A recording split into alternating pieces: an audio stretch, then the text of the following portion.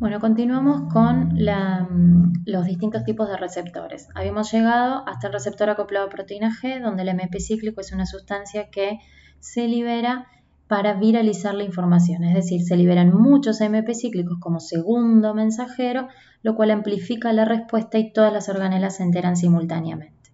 En cambio, la insulina utiliza un receptor que se llama conactividad tirosina quinasa. Esto quiere decir que como no estamos en situación de emergencia, piensen que la insulina es situación de saciedad, por lo tanto estamos totalmente tranquilos, hay abundancia de nutriente, el receptor no tiene segundo mensajero. La insulina se une a su receptor, que ustedes lo van a ver ahí como con 4 subunidades, 2 alfa, 2 beta, y transmite la información de saciedad. El receptor que hace se pega a sí mismo fósforos, por eso tiene actividad de quinasa, se autofosforila y con eso es suficiente para que la célula internamente se entere de que estamos en saciedad. No hay segundo mensajero. Y el último es el receptor asociado a canal iónico, como el receptor de GABA, que es un neurotransmisor inhibitorio, u otros ligandos como la acetilcolina, que es un neurotransmisor excitatorio. Si se une la acetilcolina a su receptor, el ligando se une al receptor violeta, este receptor tiene acoplado, pegadito de la mano, un canal iónico que permite el ingreso de un catión, por ejemplo, calcio-sodio. Esto hace que la célula se estimule, se transmite el impulso nervioso y, por ejemplo, logramos la contracción muscular. En cambio, si el ligando es GABA, es un neurotransmisor inhibitorio que se une a su receptor y produce la entrada de cloro o algún otro anión, lo que limita e inhibe la transmisión del impulso nervioso. Esto ustedes lo saben de nutrición y es importantísimo que esta diapositiva la recuerden. Acá estamos hablando de anabolismo y catabolismo. Las vías anabólicas son aquellas vías de síntesis, de construcción. Por lo tanto, son vías endergónicas. Necesitamos aplicar energía, invertir energía para poder fabricar algo.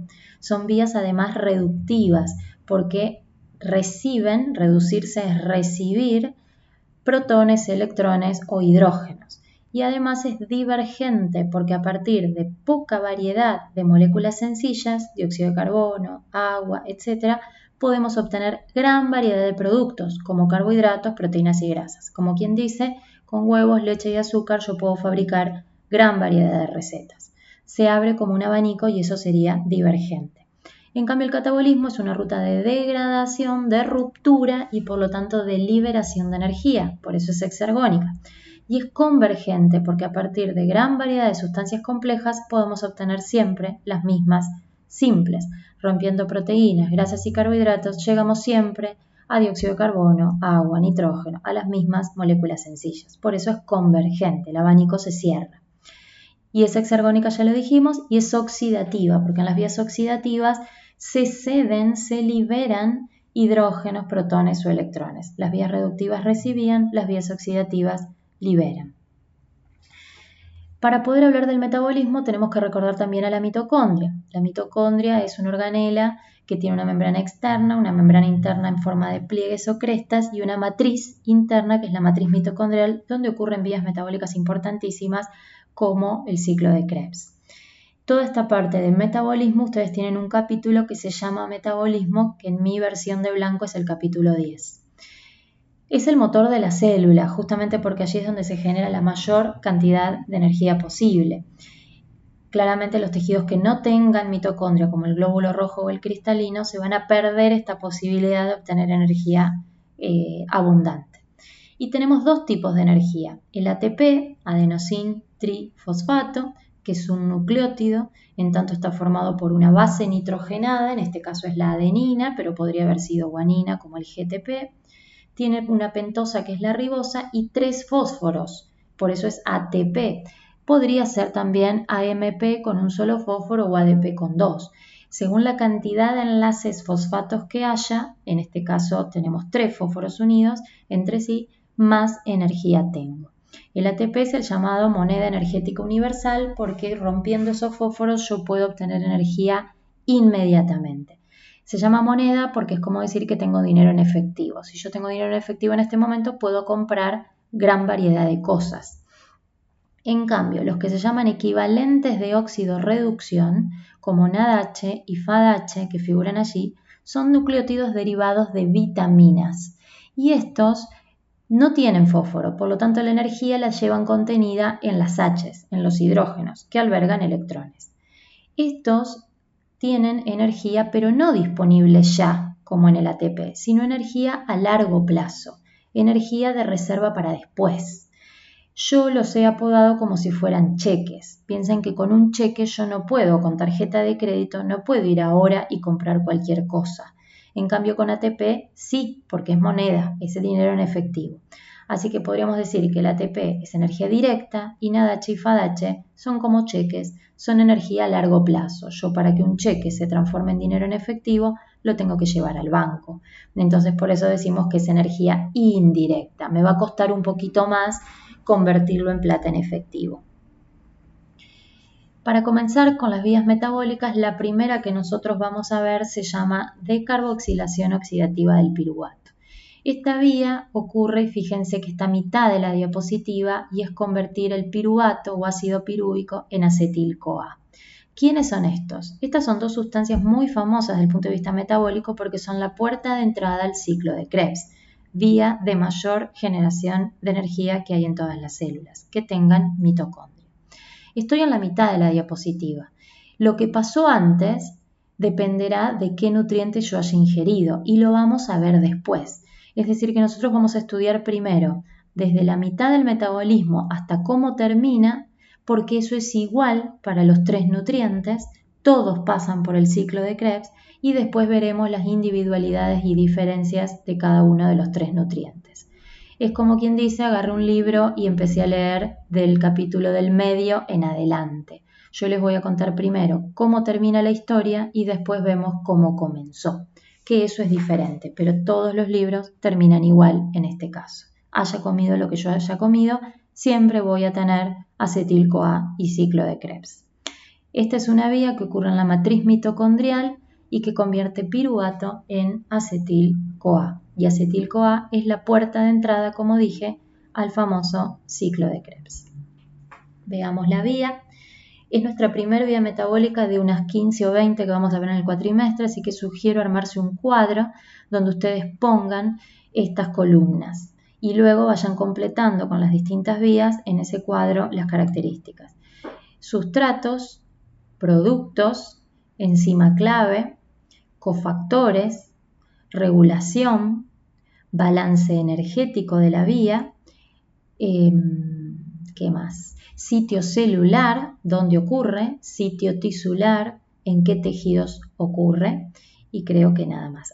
Eso si es una vía anabólica o si es catabólica. Empezamos por esta que es la decarboxilación oxidativa del piruvato.